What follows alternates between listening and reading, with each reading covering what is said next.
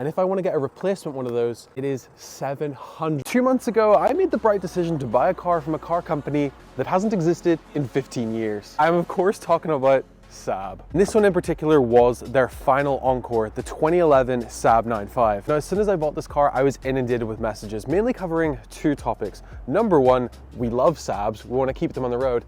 And number two, oh my goodness, good luck with parts. So just how bad has it been? Well, I've covered over 2,000 miles in this car in the last 2 months, and it really hasn't been too bad. Okay, it does have quite a bad coolant leak, which will cost a lot to get repaired, but thankfully, all of the parts are Vauxhall and readily available. But moving on to the interior in this thing, I cannot stress how much the 9.5 has impressed me. It is not like an Insignia in the back of this car. They actually made the chassis over 100 millimeters longer than that platform in order to accommodate for more legroom.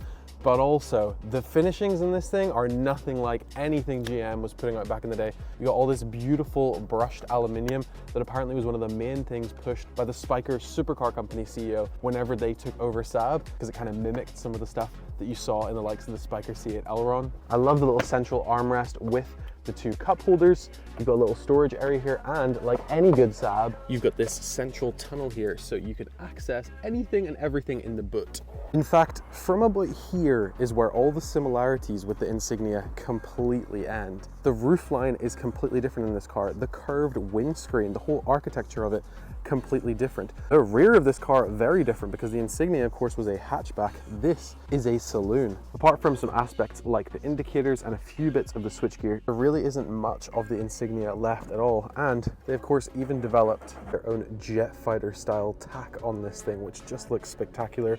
You have all of the night mode features and the start stop button down here. It was all Saab's doing to make this thing really feel like a completely different car. I will say there has been one quite expensive problem that comes up whenever I do this. That taillight should be unlocking like that. And when I turn the car on, you can see the 9.5 comes with this beautiful light bar that ends right here. Now, I have found a genius makeshift way of sorting this problem out. There we go. Problem, of course, is that I don't want to do that every 30 seconds while I'm driving around in this car. And if I want to get a replacement one of those, it is £700 online. That's a pretty common thing. If you want to replace this entire light bar section, you're looking at towards £2,000. Thankfully, the Saab community is a great one, and there's actually someone that has reached out saying that I can get the LED taillight conversion from him effectively for free. And from my experience, that is what the Saab community is like. Everyone is willing to help one another out to keep these cars on the road, and that is such a wonderful thing. So was it worth it to own this car after 2 months? Hell yeah.